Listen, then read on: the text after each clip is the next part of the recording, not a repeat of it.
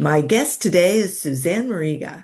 Suzanne is a CPA, certified profit first professional, and founder of the Mariga Group. She empowers minority entrepreneurs to transform their finances using the profit first methodology. As the author of Profit First for Minority Business Enterprises, Suzanne helps business owners overcome cash flow challenges, build profitable habits, and create sustainable growth.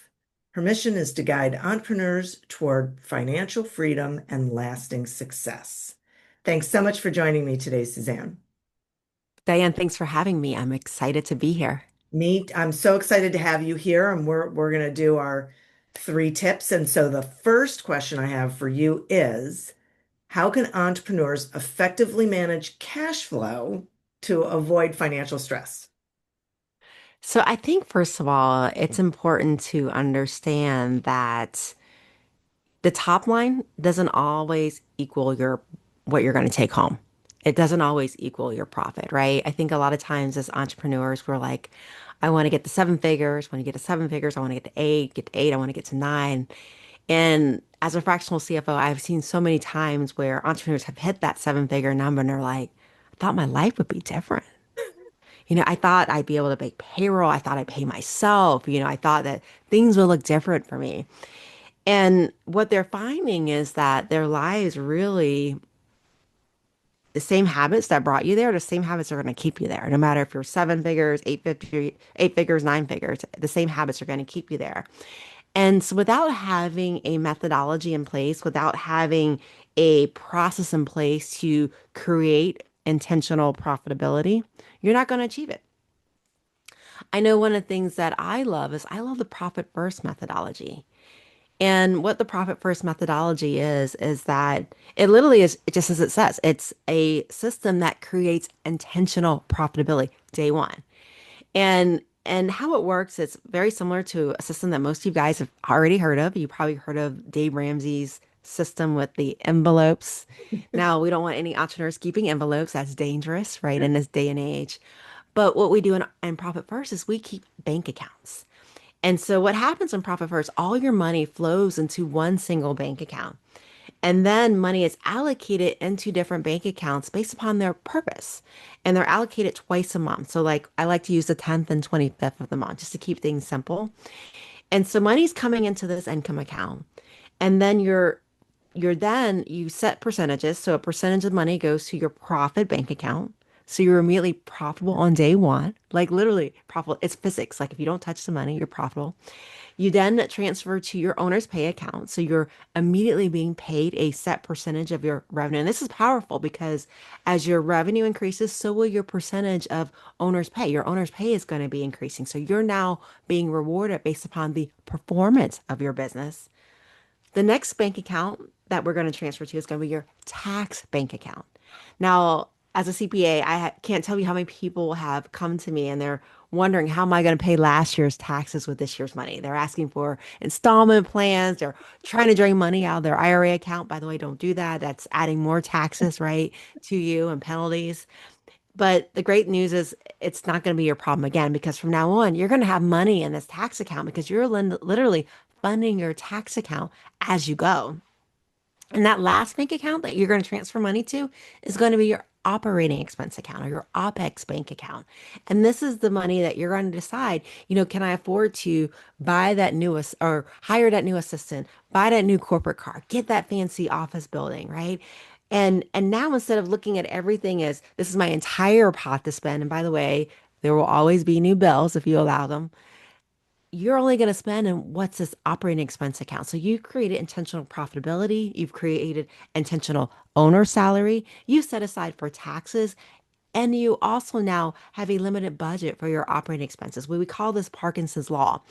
And what Parkinson's Law teaches us from a psychology perspective is that the more money we have, the more we're going to spend, right? You always tell people, you always see people talk about celebrities, like people that won the lottery. You hear this lifestyle creep.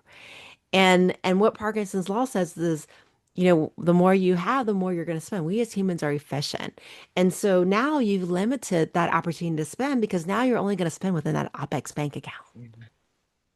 This is so great. And you might have answered my second question, but I'm going to ask it anyway because then if you did, I have a follow-up question. So, well, I'll ask it this way. So are these like key financial habits that lead to sustainable business growth? Are there others that we should be adding, to this list? Absolutely. So this is, I would say, the foundation Okay. of creating a strong financial cash flow management system, right? If you cash flow profitability has to be intentional. Yeah. And so without a process in place to create that intentional profitability, it's not going to happen. And so this creates the process of building that solid financial future. Now, there are things that we can do to level up as small businesses. For example, we work on having strong financial reporting. So, instead of at the end of the year asking your accountant, so do I have taxes? You're actually going to know throughout the year because every month you're going to be getting financial statements. You're going to be able to say, okay, these are my gross margins. If I'm selling products, what my revenue is, what my cost of goods sold is for each product that I'm selling.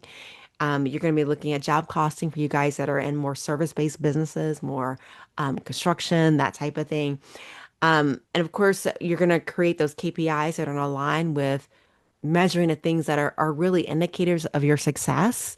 But definitely, profit first is going to be the foundation. Got it. Okay. So, I mean, I love the whole profit first model.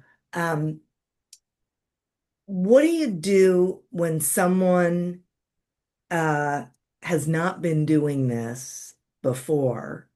And so they already have operating expenses that they have to be covering, right? So, you know, because I love the whole concept, but how do you get them to that place of, okay, here's what you got in there for that. Do you figure out that percentage first? Because it feels like you figure out the profit percentage first. So it's interesting. There's this quote that I like, and I can't remember for the world who made the quote, but they always say the best time to have started something was like 10 years ago, and the next best time is today. And that's exactly what it is the next best time is to do it today. Yeah. Now, we do have recommended percentages, and they're going to vary based upon the size of the company, the revenue of the company. Okay. And you can I do have a site where they can download that at. It's profitmap.co. So if anyone wants to see exactly what my percentages should be, go to profitmap.co. However, start with where you are. If you've been running at a loss today, stop the bleed. Let's start with 1% profitability percentage. That means you're going to take 1% of your collections and put it into a profit bank account. Yeah. And you're like, 1% is so low. I started at 1%. I started at 1%. And so start with a 1% profitability. And if you're already at 1%, I'm giving you a high five across the podcast. Then start with 2% for you, right? Yeah. Start with 2%. And then just keep increasing it every single quarter. Make Okay. it a game. Every quarter, what can I cut to increase it one more percent? Got it. I love that. Okay. I'm so glad I asked the question. Okay. Now, does this is my bonus question. Does all of this, um, I'm not asking this question right. Let me ask it this way. I find that a lot of entrepreneurs don't price effectively for profit. So how does that play into this whole, these financial habits and this system for improving profitability? Diane, you are so right on that. So many entrepreneurs don't price on product, right? It's almost like we internalize the no. It's becomes a rejection of me, Yeah. right? Yeah. I've even had entrepreneurs, they don't say it exactly, but it's almost as if any sale is better than no sale. Right. But as a fractional CFO, I'll tell you, I've seen $50 million companies run at $1 million loss. And they run at $1 million loss because when you've got negative margins, meaning your revenue is less than your cost of sales, Yeah. this is not multiplication. It doesn't become positive. It just compounds the negative. And so no sale is sometimes better than a negative sale, unless you're liquidating. And we all know where that happens. So you're absolutely right, Yeah. Diane. it's important to price based upon profitability. And and that's where that financial reporting becomes important. Like, how much does it actually Yeah, cost for me to bring my goods and services to market? Like, right. what is my direct cost? But not necessarily my direct cost, but how much do I need to make as a CFO or CEO in this company, right? I need to build Yeah, that into my price, right? For you to hear about my product or service, I have to advertise. right. So I need to build that into my costs. Yeah. And then start. The one of the mistakes that a lot of entrepreneurs make is they go on Google, they search up their competitors, they see their prices if they're online. Who hasn't done the secret shopper and called the competitor and go, hey, I'm interested in Sure. buying widget Yeah. XYZ, what's your address? Let me think about that for a minute. Yeah. But, I want you to become a category one. I want you to get out of competing versus really leading your industry. Yeah. Yeah.